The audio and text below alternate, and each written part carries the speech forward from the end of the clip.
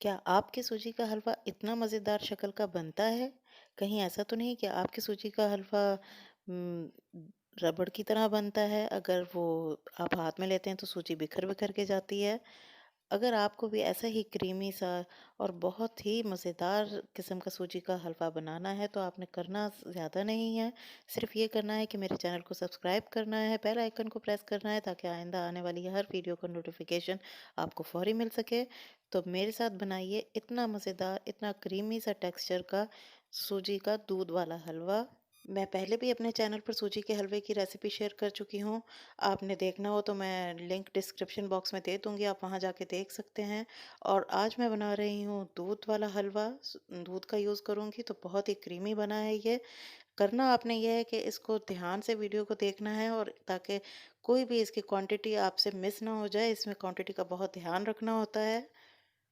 बिस्मिल्लाहिर्रहमानिर्रहीम। अच्छा जी, कढ़ाई मैंने चूल्हे पर रख दी है और इसमें मैंने 1 प्याली घी का डाल दिया है। मैं देसी घी का यूज़ कर रही हूँ, आप चाहें तो ऑयल में भी बना सकते हैं। लेकिन जिस प्याली से आप एक चीज़ नापेंगे, उसी से आपने सारी चीज़ें मेजर करनी है। उस वो चीनी वो मैंने घी डाल दिया था, उसी प्याली में मैंने सूजी ली है। घी गर्म हो गया तो इसमें मैंने सूजी डाल दी, और अब इसे सूजी को हीट पे मैंने लो फ्लेम पे मैंने इसे भूनना है, ताकि ये अच्छी सी ब्राउन हो जाए, इसका कलर चेंज हो जाए। फ्लेम तेज़ बिल्कुल नहीं करनी, क्योंकि इससे सूजी जल जाएगी। इसमें तकरीबन 10-12 मिनट लग जाएँगे, तो सूजी बहुत अच्छी सी भुन जाएगी। इसकी भुनाई का यही निशानी है कि ये सूजी फूल जाएगी, फ्लफ़ी सी हो जाएगी, और इसका कलर चेंज हो जाएगा। सूजी यहाँ हमारी भुन गई है, बट अच्छा सा कलर भी आ गया और इसकी खुशबू भी बहुत अच्छी आ गई है। अब उसी प्याली में मैंने 1 प्याली चीनी डाल दी है। हमने वही प्याली रखी हुई है, क्वांटिटी का ख़ास ध्यान रखना है आपने। तो अब चीनी डाल के इसे मिक्स किया है, और 2 प्याली मैंने दूध यूज़ की है, दूध इसमें ज़्यादा जाता है। अब दूध डालकर तो हमें इसे अच्छी तरह से मिक्स करना है। फ्लेम हमने स्लो से थोड़ी-सी बढ़ानी है, मीडियम से ज़रा कम। तो उसमें इसे हम गाढ़ा करते जाएँगे और बस चम्मच हिलाते जाएँगे, लगातार चम्मच हिलाना है, चम्मच नहीं रोकना। तो इस तरह ये आहिस्ता-आहिस्ता गाढ़ा होता जाएगा। 5 मिनट हो गए हैं मुझे दूध डाले हुए, और ये अच्छी तरह से पकने लग गया है, और मैं मुसलसल चम्मच हिलाती जा रही हूँ।